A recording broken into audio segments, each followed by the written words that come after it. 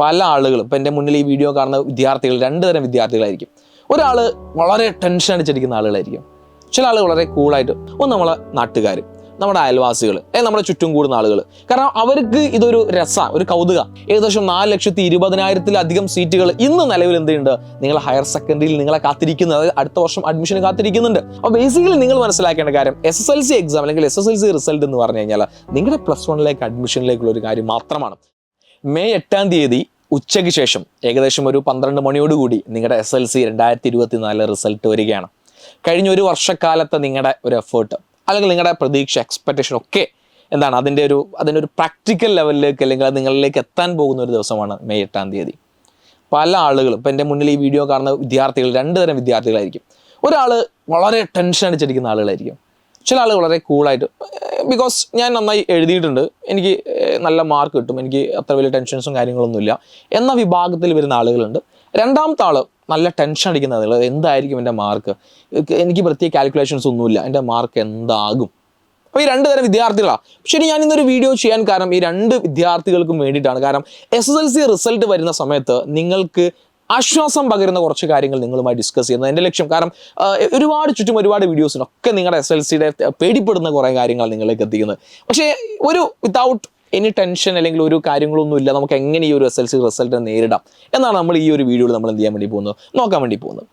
പ്രധാനമായും നമ്മൾ കുറച്ച് കാര്യങ്ങളൊന്ന് പുറകോട്ട് പോയിട്ടാണ് നമ്മൾ ഈ ഒരു ദിവസത്തിലേക്ക് വരും കേട്ടോ. അപ്പോൾ നിങ്ങൾ കഴിഞ്ഞ വർഷം SSLC എഴുതാൻ പോകുന്ന അല്ലെങ്കിൽ കഴിഞ്ഞ 10ാം ക്ലാസ്സിൽ നിങ്ങൾ ജൂൺ മുതൽ ഈ വരുന്ന ഫെബ്രുവരി അല്ലെങ്കിൽ എക്സാം ആവുന്ന വരെ നിങ്ങൾ കേട്ട ഒരുപാട് കാര്യങ്ങളുണ്ട്. അതിൽ നിങ്ങൾക്ക് ഏറ്റവും കൂടുതൽ കേൾക്കാൻ ആഗ്രഹിക്കാത്ത കാര്യങ്ങൾ ഉപദേശങ്ങളാണ്. എന്ത് ഉപദേശം നൽകുക?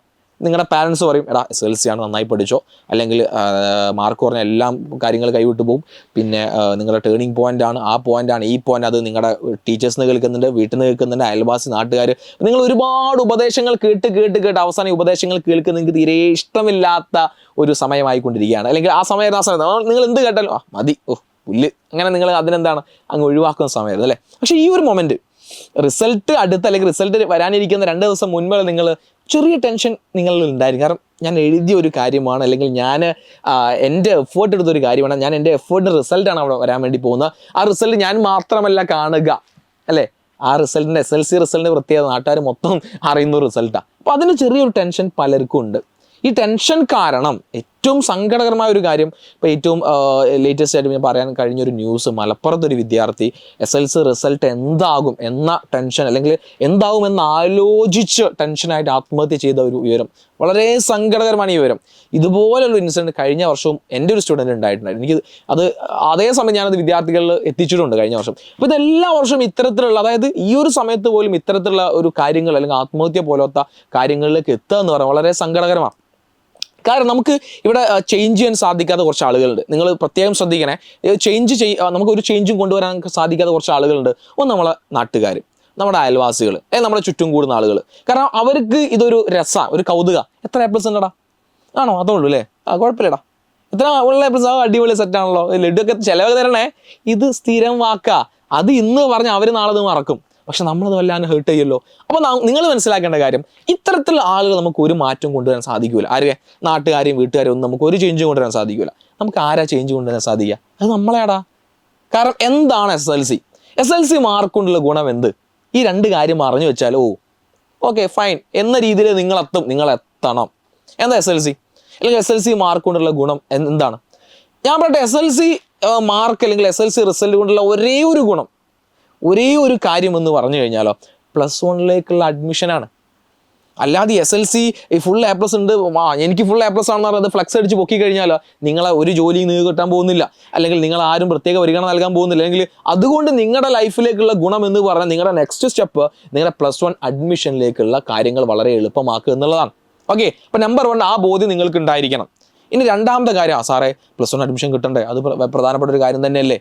ഞാൻ ചോദിക്കട്ടെ, ഇനി നിങ്ങൾ SSLC നിങ്ങൾക്ക് കിട്ടാൻ പോകുന്ന മാർക്ക്, അയ്യോ സാർ എനിക്ക് എത്രയോ കുറവാണല്ലോ, അല്ലെങ്കിൽ എൻ്റെ മാർക്ക് അത്ര കിട്ടുമെന്നുള്ള ആ ടെൻഷനേ നിങ്ങൾക്ക് വേണ്ട. കാരണം എല്ലാ വർഷവും നിങ്ങളോട് പറയുന്ന കാര്യമാണ്, നിങ്ങളുടെ പോയിന്റ് ഓഫ് വ്യൂയിലാണ് ടീച്ചേഴ്സ് എന്ത് ചെയ്യുന്നത്, പലപ്പോഴും നിങ്ങൾക്ക് ഫേവറബിളായ രീതിയിലാണ് വാല്യൂഷൻ നടക്കുന്നത്.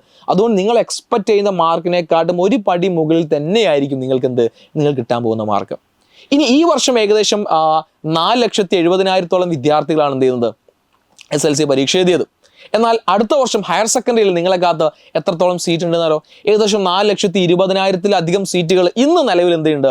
നിങ്ങൾ ഹയർ സെക്കൻഡറിയിൽ നിങ്ങളെ കാത്തിരിക്കുന്നത്, അതായത് അടുത്ത വർഷം അഡ്മിഷന് കാത്തിരിക്കുന്നുണ്ട്. മിക്കവാറും ഈ വർഷവും കുറച്ച് അഡീഷണൽ സീറ്റുകൾ വരാൻ സാധ്യതയുണ്ട്. അപ്പം നിങ്ങൾ ആലോചിച്ച് നോക്കടാ, പിന്നെ നിങ്ങൾ എന്തിനാണ് ടെൻഷൻ അടിക്കുന്നത്? ഈ ഒരു റിസൾട്ട് കൊണ്ടുള്ള ഒരേ ഒരു ഗുണം എന്ന് പറഞ്ഞാൽ നിങ്ങളെ +1 അഡ്മിഷനാണ്. ആ അഡ്മിഷൻ ഏകദേശം ഒരു 90% സ്റ്റുഡൻസിന് അഡ്മിഷനിലേക്ക് എത്തും. ബാക്കി 90% ആളുകൾ പല കോഴ്സിലേക്ക് പോകുന്ന ആളുകളുണ്ട്, പല രീതിയിലേക്ക് ഡൈവേർട്ട് ചെയ്ത് പോകുന്ന ആളുകളുണ്ട്. എല്ലാവരും +1 +2ലേക്ക് ഒന്നല്ല കോഴ്സ് എടുത്ത് പോകുന്നു. പല ആളുകൾ പല രീതിയിലേക്ക് പോകുന്ന വിദ്യാർത്ഥികളുണ്ട്.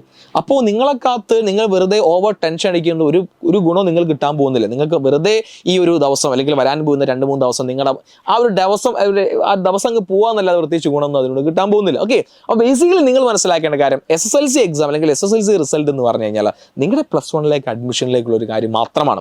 അല്ലാതെ അതിനെ നിങ്ങളുടെ ലൈഫിലെ ഏറ്റവും പ്രധാനപ്പെട്ട ടേണിംഗ് പോയിന്റ് ആണ്, അല്ലെങ്കിൽ ഏറ്റവും പ്രധാനപ്പെട്ട കാര്യമാണ്, ഇതിൽ മാർക്ക് കുറഞ്ഞാൽ ഞാൻ കഴിഞ്ഞു, ഞാൻ പരാജയപ്പെട്ടു എന്ന് നിങ്ങൾ ഒരിക്കലും പറയാൻ പാടില്ല. അപ്പോൾ ചോദിക്കും SSLCയുടെ മാർക്ക്, അല്ലെങ്കിൽ സാറേ ഞാൻ എക്സ്പെക്ട് ചെയ്ത A+ എനിക്ക് കിട്ടിയിട്ടില്ല, എനിക്ക് ആകെ കിട്ടിയ ഒരു 5A+, സാറേ 4A+ ആണ്, ഞാൻ തോറ്റുപോയോ? A+ൻ്റെ എണ്ണം കുറേ നിങ്ങൾ പരാജിതരാകുമോ? പിന്നിലാവുന്നതല്ല പരാജയം, മുന്നേറാൻ ശ്രമിക്കാത്തതാണ് പരാജയം.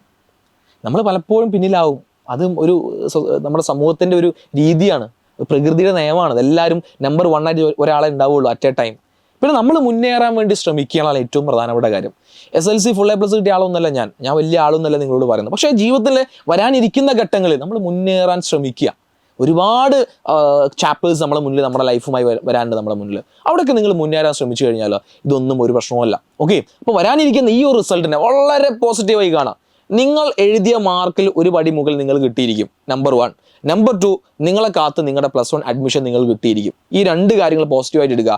നാട്ടുകാർ, നിങ്ങളുടെ അയൽവാസികൾ, അല്ലെങ്കിൽ നിങ്ങളുടെ മറ്റാളുകൾ അവരുടെ കുത്തുവാക്ക് അല്ലെങ്കിൽ അവരെ അങ്ങനെ എന്തെങ്കിലും നിങ്ങളെ വിഷമിക്കുന്ന രീതിയിലുള്ള വർത്തമാനങ്ങൾ ഈ ചെവി കൂടെ കേൾക്കുന്നു, ഈ ചെവി കൂടെ വിടുന്നു. കാരണം അതിനാകെ ഒരു ദിവസം ഡ്യൂറേഷൻ മാത്രമേ അതിനുള്ളൂ.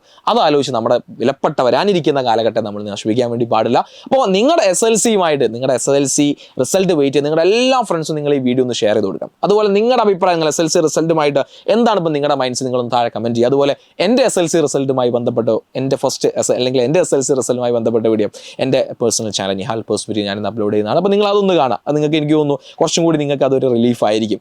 കാരണം ഈ SSLC എന്തല്ല നമ്മുടെ ലാസ്റ്റ് വാക്കല്ല, ഒന്നിൻ്റെയും പലതിൻ്റെയും തുടക്കം മാത്രമേ നിങ്ങൾ അതിനെ കണക്കാക്കുക. അപ്പോൾ റിസൾട്ട് വെയിറ്റ് ചെയ്യുന്ന എൻ്റെ എല്ലാ കുട്ടികൾക്കും നല്ല റിസൾട്ട്, നിങ്ങൾ ആഗ്രഹിച്ച റിസൾട്ട് കിട്ടട്ടെ എന്ന് ഞാൻ ആശംസിക്കുകയാണ്. ഫസ്റ്റ് ഓഫ് ഓൾ എല്ലാവർക്കും ഈ വീഡിയോ നിങ്ങൾ ഷെയർ ചെയ്ത് കൊടുക്കണം. അതുപോലെ നിങ്ങളുടെ മൈൻഡ് സെറ്റ് ഇപ്പോൾ എന്താ നിങ്ങൾ താഴെ കമൻറ്റ് ചെയ്യാം. അപ്പോൾ May 8 നിങ്ങളുടെ ദിവസമാണ്. All the very best. By.